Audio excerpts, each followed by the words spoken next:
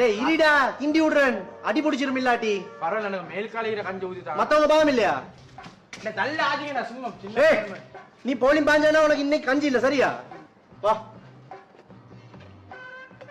நான் இன்னும் கொஞ்சம் தலை தட்டா ஊத்துறேன் கொஞ்சம் ஃபர்ஸ்ட்டுக்கே வந்தேன் ஓ